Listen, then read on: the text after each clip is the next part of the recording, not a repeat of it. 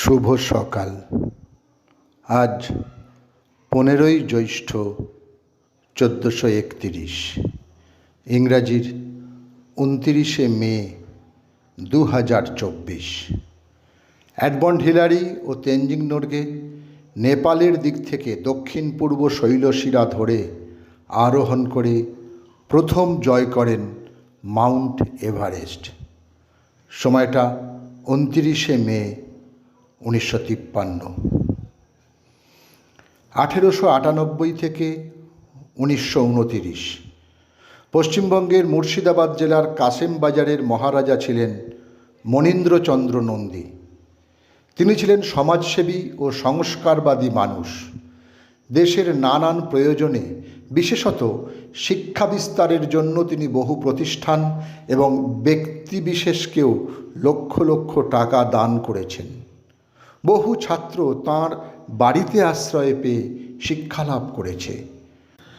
স্বদেশী শিল্প ও বাণিজ্য সম্প্রসারণে এবং বঙ্গভঙ্গ ও রাওলাট বীরের বিরুদ্ধে তিনি সক্রিয় অংশগ্রহণ করেন। আজ তাঁর জন্মদিন। সময়টা 1860। 29শে মে 1865 পশ্চিমবঙ্গের বাঁকুড়া জেলার পাঠকপাড়ায় জন্মগ্রহণ করেন ঊনবিংশ শতাব্দীর একজন বাঙালি সাহিত্যিক রামানন্দ চট্টোপাধ্যায়।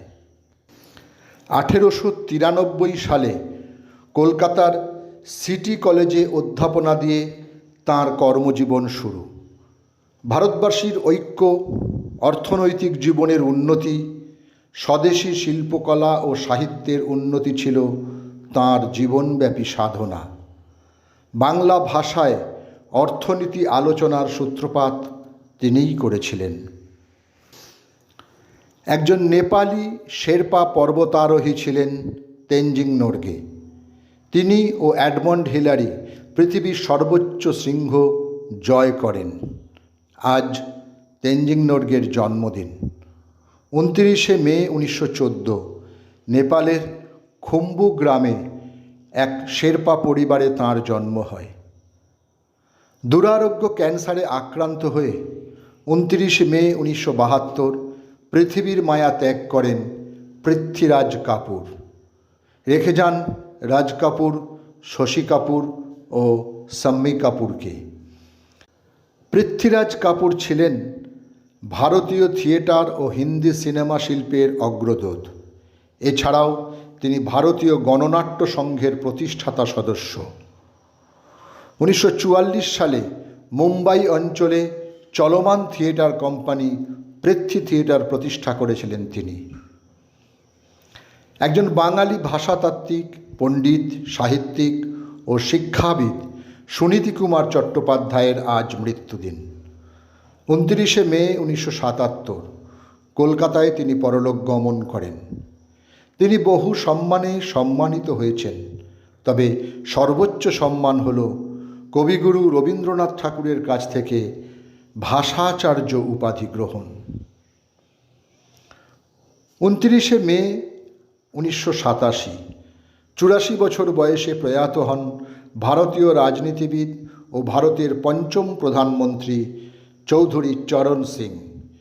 জয়প্রকাশ নারায়ণের প্রচেষ্টায় ভারতীয় লোক দলের নেতৃত্বে ইন্দিরা বিরোধী বিভিন্ন রাজনৈতিক দল মিলে গঠন করে জনতা মোর্চা। 298টি আসন লাভ করে জনতা মোর্চা। সেই সুবাদেই মোর্চার প্রধান নেতা হিসেবে তিনি উপমুখ্যমন্ত্রী ও স্বরাষ্ট্রমন্ত্রী হিসেবে মনোনীত হন। বাংলাদেশের সঙ্গীত শিল্পী অঞ্জুমান আরা বেগম, আজ তার মৃত্যুদিন। নিউমোনিয়ায় আক্রান্ত হয়ে 29শে মে 2004 ঢাকা মেডিকেল কলেজ হাসপাতালে তিনি প্রয়াত হন। ঢাকার বনানী কবরস্থানে তাকে দাফন করা হয়। সঙ্গীতে অবদানের জন্য বাংলাদেশ সরকার 2003 সালে তাঁকে 21শে পদকে ভূষিত করেন। সকলকেই আমার আনত প্রণাম।